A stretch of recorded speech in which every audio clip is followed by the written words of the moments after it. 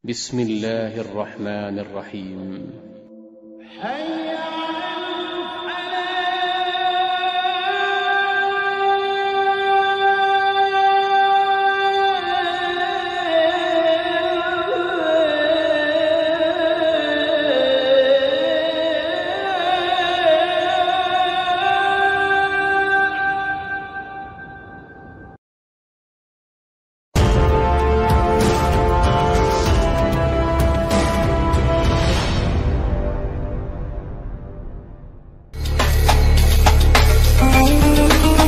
Doa adalah buah keimanan dan keikhlasan.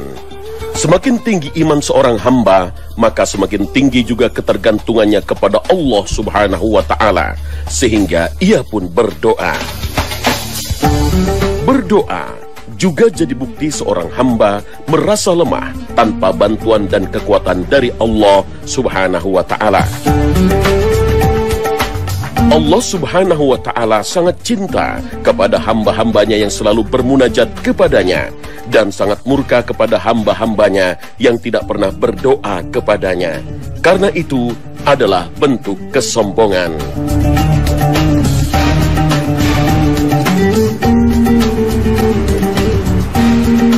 Assalamualaikum warahmatullahi wabarakatuh. Orang-orang yang mudah dikabulkan doa ini tak hanya terbatas kepada Rasul Shallallahu Alaihi Wasallam.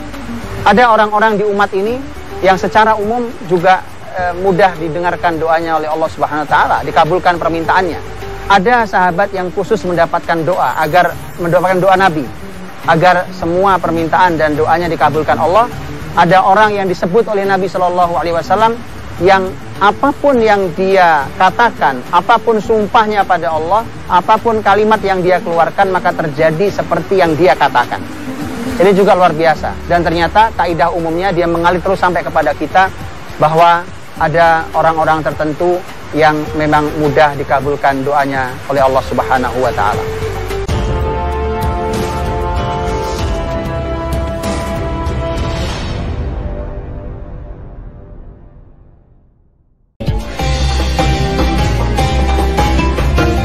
Rasulullah Shallallahu Alaihi Wasallam sebagai pemimpin selalu memikirkan dan mendoakan umatnya. Rasulullah pernah memohon doa kepada Allah Subhanahu wa Ta'ala di masjid yang dikenal dengan nama Masjid Ijabah atau Masjid Pengabulan Doa. Saat itu Rasulullah memohon doa dalam sujud panjang hingga para sahabat harus rela menunggu. Bahwa Nabi SAW meminta, dan permintaannya tadi agar umat ini tidak dihancurkan karena kelaparan yang pernah menimpa kaum Nabi Yusuf alaihissalam, juga tidak dihancurkan oleh banjir bandang, banjir besar yang pernah menghancurkan kaum Nabi Nuh alaihissalam, dan itu dikabulkan Allah Subhanahu wa Ta'ala.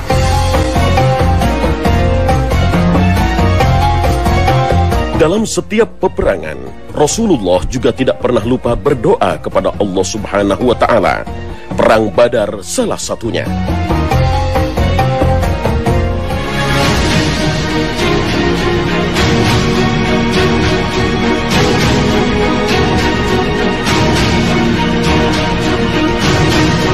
Perang ini terjadi pada tanggal 17 Ramadan 2 Hijriah atau 2 tahun setelah Rasulullah hijrah ke Madinah. Saat Perang Badar, jumlah pasukan muslimin sangat sedikit dibanding pasukan Quraisy. Kaum muslimin hanya sekitar 300, sementara kaum Quraisy lebih dari 900 orang.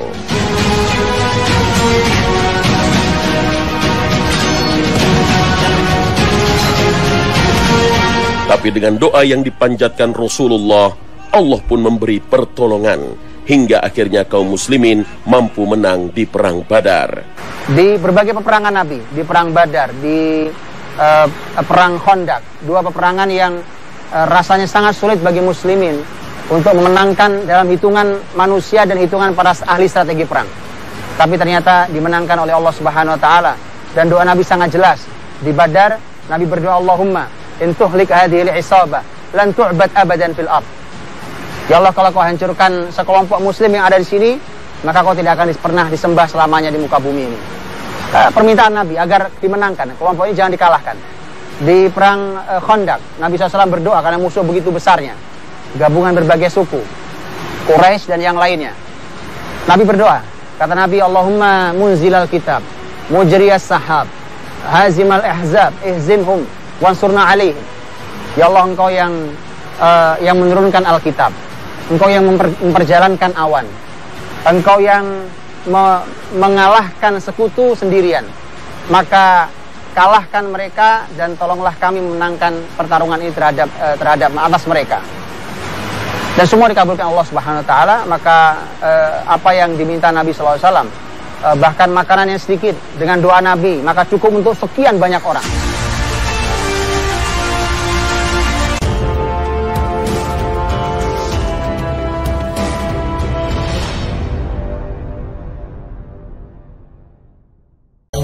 Pemilik doa mustajab lainnya adalah Al-Bara bin Malik. Saudaranya Anas bin Malik radhiyallahu anhu meriwayatkan bahwa Rasulullah sallallahu alaihi wasallam bersabda, ada beberapa orang yang berpenampilan kusut dan buruk dengan baju yang sudah lusuh. Jika dia bersumpah, maka niscaya Allah menakdirkan sumpahnya terrealisasi. Dan jika dia berdoa, maka doanya tidak akan ditolak Allah Ta'ala. Salah satu orang ini adalah Bara bin Malik. Hadis riwayat Tirmizi.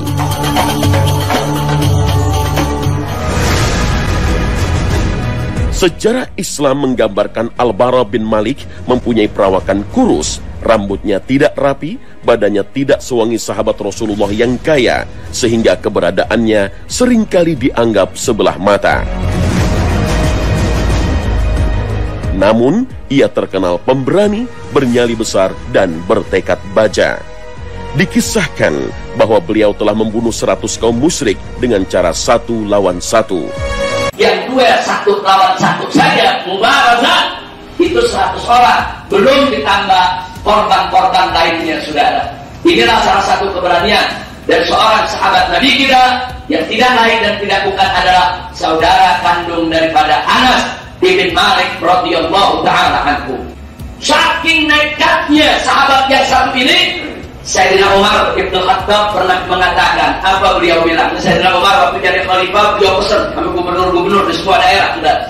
Kata Sayyidina Umar kepada semua sahabat-sahabatnya, para sahabat, adik-adik, jangan kalian jadikan Al-Bara sebagai panglima pasukan tempur. Ya, sebab kalau dia jadi panglima pasukan tempur, aku takut nanti pasukannya mati semua karena nekat dia. Ini memang orangnya nekat, sudah. Orang nekat ini memang diakui, keberaniannya diakui, tapi Sayyidina Umar khawatir nanti terlalu berani, terlalu nekat, akhirnya nggak pakai strategi, sudah. Maka Sayyidina Umar mengatakan, pokoknya Al-Bara boleh diajak perang, tapi jangan diangkat jadi komandan. Nah, ini orang udah terlalu nekat, ini bisa-bisa satu pasukan terbunuh semua diajak nekat sama dia.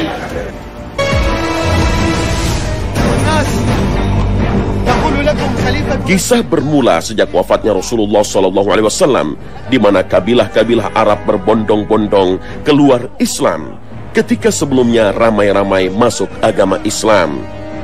Pada saat itu kaum yang murtad ada 2 golongan. Golongan pertama adalah kaum yang masih sholat namun menolak untuk membayar zakat.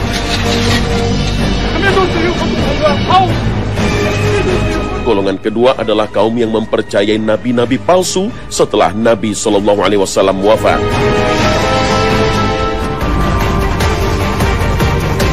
Di antara kelompok murtad yang punya kekuatan militer besar saat itu adalah Musailamah Al-Kadzab. Al-Bara bin Malik berkata, wahai kaum muslimin, bawalah aku dan pertemukan aku dengan kaum murtad itu. Nah, disitulah tugas berat Sayyidina Abu Bakar Siddiq radhiyallahu taala anhu, bagaimana mengatasi mereka agar mereka kembali kepada Islam. Nah, di antara kelompok-kelompok yang murtad ini yang terberat adalah kelompok Musailamah Al-Kadzab, karena dia punya pasukan tidak kurang dari 40.000 pengikut.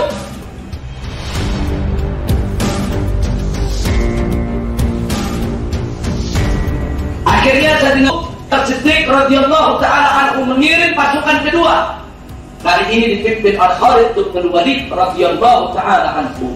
Dan di dalam pasukan ini ada tokoh yang ingin kita ceritakan, yaitu Al-Bara bin Malik Al-Ansari.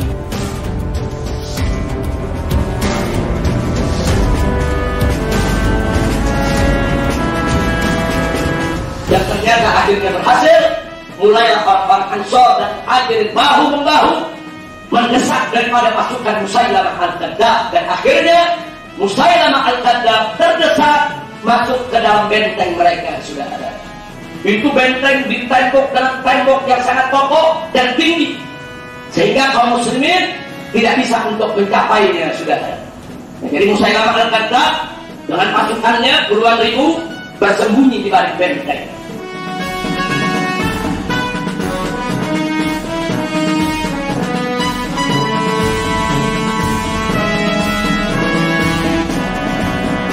Sekarang Khalid bin Walid dengan para sahabat yang lain berpikir bagaimana cara jebol pintu benteng.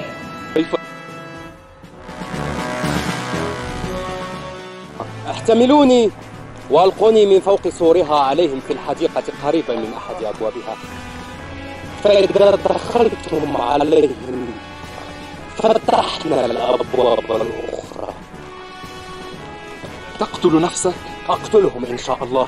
ويحب قد أمن أن يصنع أحد منا مثل هذا الصنيع وهم الآن يريحون، وقد ظنوا أنهم صاروا في أمنة ومنعة، فوالله لتفعلن بي ما أقول.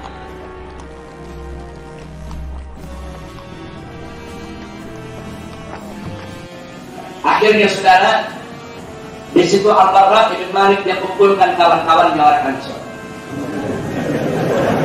Jadi kata Al-Barra, kalian lempar aku ke dalam. Ini teman-temannya kau nggak salah ya Barra. Kau mau bunuh diri? Kata Barra, jangan apa lagi yang kita punya kecuali hanya membuka pintu ini. Aku bertekad demi Allah, aku harus buka ini pintu apapun yang terjadi.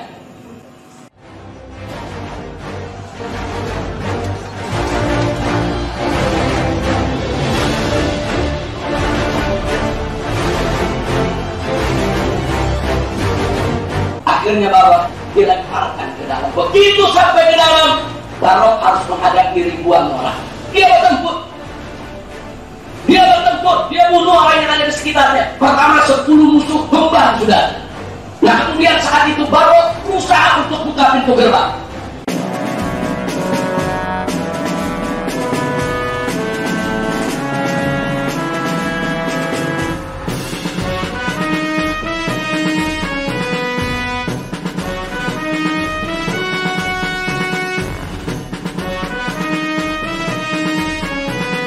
Begitu pintu gerbang terbuka, saudara, kaum muslimin semua akhirnya berhasil masuk ke dalam taman tersebut, dan seluruh pasukan daripada Musailamah Al-Kadzdzab terbunuh, termasuk Musailamah Al-Kadzdzab.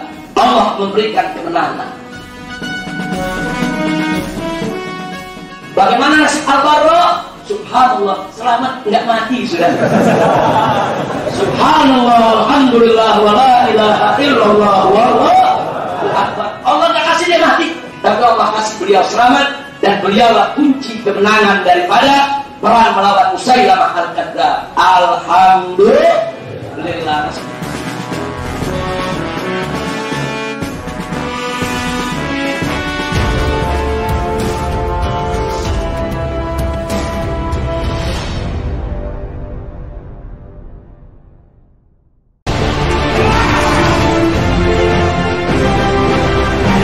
Keberaniannya berjuang di jalan Allah ia tunjukkan juga saat perang Tustar, perang untuk merebut benteng kota Tustar di bumi Persia.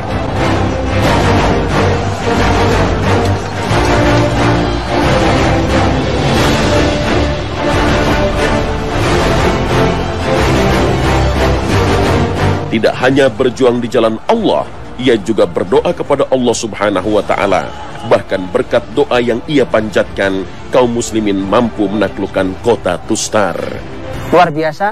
Dan Nabi juga yang mengatakan bahwa lau aqsama 'ala Allahi la abarrahu, hamba yang seperti itu minhum, di antara mereka adalah Al-Bara bin Malik, yaitu Bara bin Malik radhiyallahu anhu, yang bahkan dalam peristiwa perang yang sangat besar, yaitu ini merupakan hari terakhirnya Al-Bara bin Malik, ketika dia diminta berdoa oleh masyarakat muslim yang saat itu mengepung wilayah Tustar yang tidak kunjung berhasil ditaklukkan muslimin, maka dengan doanya Al-Bara' bin Malik minta agar dimenangkan, sekaligus minta, ya Allah, aku ingin bertemu dengan Nabiku Muhammad SAW.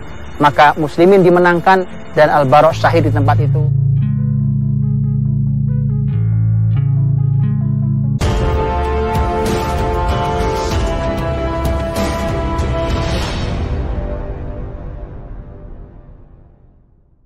Allah Subhanahu wa Ta'ala berfirman dalam surat Al-Baqarah ayat 186. Wa idza sa'alaka 'ibadi 'anni fa inni qarib ujibu da'watad da'i idza da'an falyastajibu li wal yu'minu bi la'allahum yarshudun. Ya, begitulah janji Allah akan mengabulkan doa orang yang bermunajat kepadanya. Namun ketika Allah belum mengabulkan doa kita, maka kita harus mengevaluasi diri apa yang menghalangi doa kita tidak terkabul. Berikut tips agar Allah Subhanahu wa Ta'ala mengabulkan doa kita. Yang pertama adalah makan makanan yang halal. Rasulullah SAW bersabda untuk Sa'ad bin Abi Waqqas mengapa dia mudah dikabulkan doa. Kata Nabi, wahai Sa'ad, ya Sa'ad, atib mat'amak, takun mustajabad da'wah. Wahai Sa'ad, halalkan makananmu, maka kamu akan menjadi orang yang dikabulkan di setiap doamu. Pelajaran buat kita, kalau kita mau doa kita selalu dikabulkan Allah, salah satu syarat terpentingnya adalah semua yang kita konsumsi harus dijamin halal 100%. Mereka yang masih suka mengambil yang syubhat, apalagi yang haram, tak akan dia menjadi bagian dari orang yang mudah dikabulkan doanya. Yang kedua adalah berbaik sangka kepada Allah Subhanahu wa Ta'ala saat berdoa. Aku akan mengikuti persangkaan hambaku kepadaku, dan aku selalu menyertainya apabila ia berdoa kepadaku. Hadis riwayat Muslim dan Bukhari. Yang ketiga adalah ikhlas. Ya, hanya berhajat meminta kepada Allah Subhanahu wa Ta'ala, tidak bertawakal kepada selain Allah, karena selain Allah tidak ada yang kuasa memberikan kemaslahatan. Lalu yang keempat adalah menjaga adab saat berdoa.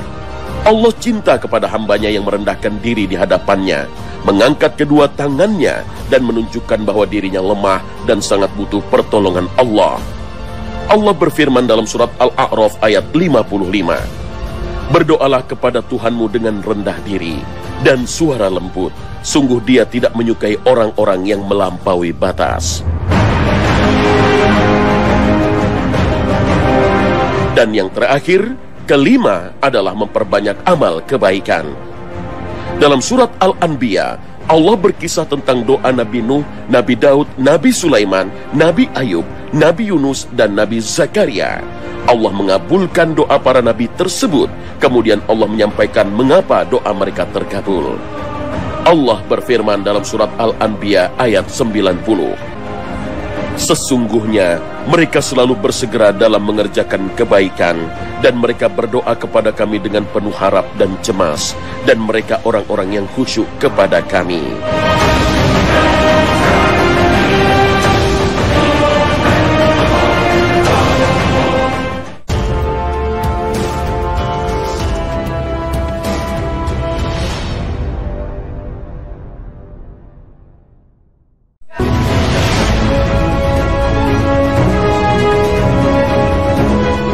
Al-Bara' bin Malik menggunakan doanya untuk menolong agama Allah. Lalu pertanyaannya, jika Anda menjadi orang yang terkabul doanya, kira-kira doa apa yang akan Anda panjatkan?